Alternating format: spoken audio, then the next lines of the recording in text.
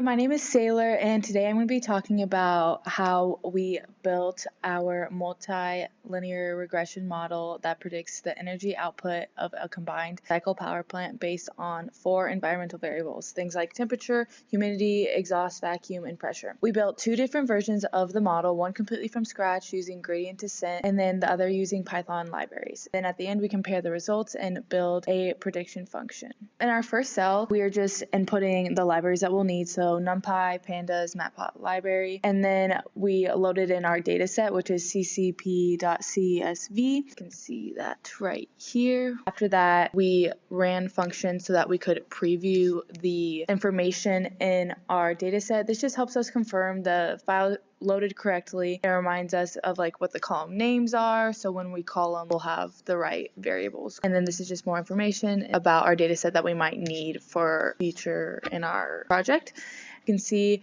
how the 4 input features and the target column, it changes and all of that, and then which the target column is net energy output, and it just kind of shows us if we can see any relationships from just looking at it, the different information that goes into our data set. This cell pretty much is just us exploring our data and the relationships within. We do some quick exploratory data analysis, and so pretty much before building any models, we want to check the correlation between the variables that we have, and the correlation matrix, which is this, just helps us see which features have stronger or weaker relationships with, and the scatter plots help us see more like a visual pattern and how some of the relationships look linear, which is perfect for linear regression. And so back to the correlation matrix, this just shows how strongly each variable is related to others. It helps us see which features have strong linear relationships with the target variable, which is PE, which is important because linear regression assumes those relationships. Strong correlation means that the features are good predictors. So what you can see from the actual graph here is that the correlation values range from +1, -1, and 0. And pretty much you can see that if it's a +1, it's a perfect positive relationship here. And then a -1 is a perfect negative relationship. And then 0 is no linear relationship, aren't related. And so the matrix is basically telling you when one variable changes, how does the other tend to change, which I think is very important for us to see so we know what has the best relationship. We use AT, V, AP, and RH as our input features because these environmental conditions affect how the power plant performs, and PE, which is the electrical energy output, is our target variable and is the one we are trying to predict. So that is why our graphs are set up the way they are, is PE is on the side, and then it is a dependent variable, so when the independent variable changes, how does that affect the PE? And you can see here in this first graph, it is a negative correlation, but is a very strong correlation because you can see how linear it is. And then as you go down, this one isn't as linear, but it still has a pretty good correlation. And then here it starts to get a lot less correlated, and especially when we get down to this graph. So that just tells us that PE and AT are very correlated, and then PE and V are somewhat correlated, and then PE and AP aren't very correlated, and then when we get down to PE and RH, it's pretty much not correlated at all. And these relationships matter because linear regression works best when there is a clear linear trend, and each one of these graphs just help us know what we should be using. Hi, my name is Roslyn Ruiz. So in this section, we implemented multiple linear regression manually using NumPy only. We added an intercept term, defined the mean squared error value, cost function, and we derived and implemented the gradient of the cost with respect to the parameter, and we used gradient descent to find the optimal parameters. So in cell 3, first we separated the features and the target into NumPy arrays. Then we manually used the 80-20 train set split by shuffling the rows in dices using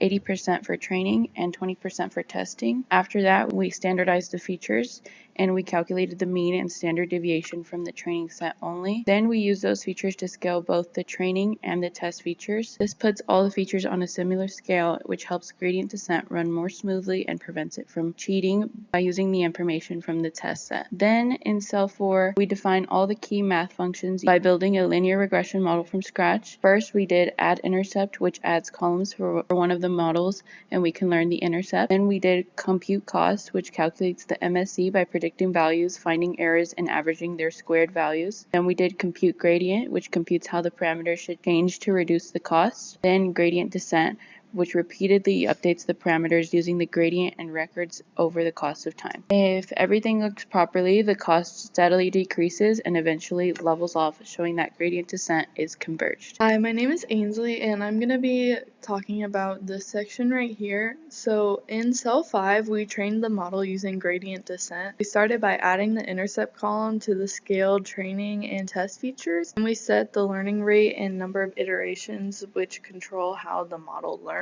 When we ran the gradient descent, it returned the learned parameters and a list of cost values over time. We printed the parameters and plot the cost history, seeing the cost decrease. Each iteration confirms the gradient descent is working and converging successfully. So you can see that right here.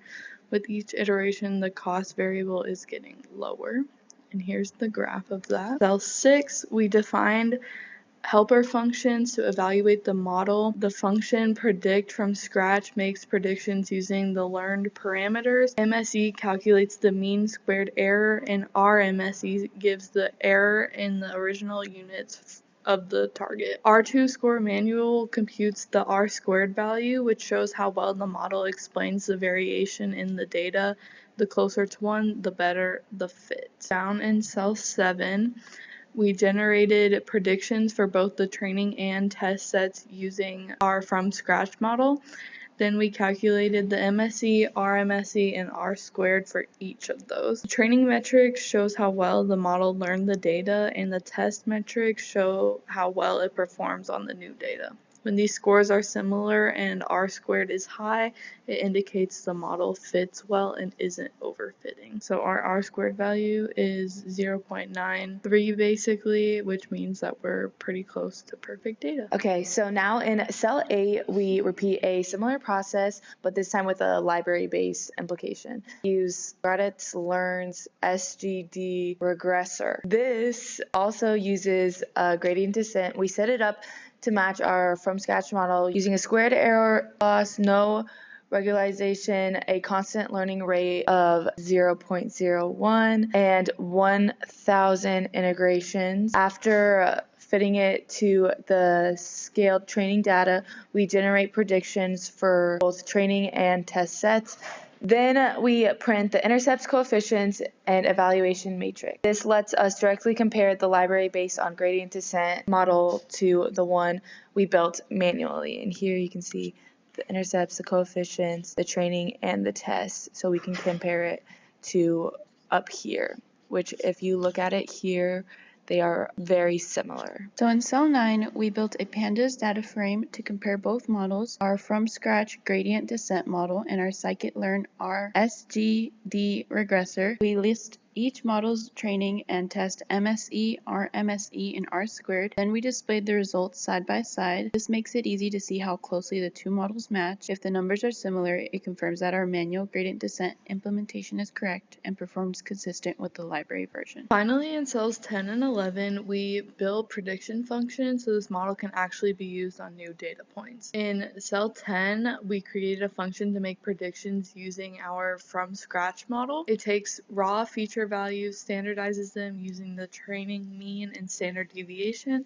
adds the intercept, and then computes the prediction using the learned parameters. We tested the function with a sample from the test set and printed the true value alongside the prediction one to see how close they are. Then in cell 11, we create a prediction function for the scikit-learn model. It standardizes the raw input features using the training mean and standard deviation, then feeds them into the trained SGD regressor to generate a prediction. We tested it on the same example as before, showing that both The from scratch model and the scikit-learn model can make accurate predictions on new data. As you can see, the predicted values are pretty much the same. Just to summarize this project, we implemented multiple linear regression from scratch using gradient descent with NumPy. We implemented a second model using scikit-learn's SGD regressor, which also uses gradient descent. We compared both models using MSE, RMSE, and R-squared on training and test sets, and we built prediction functions to take in new feature values and output a predicted power plant energy value. That is our final project.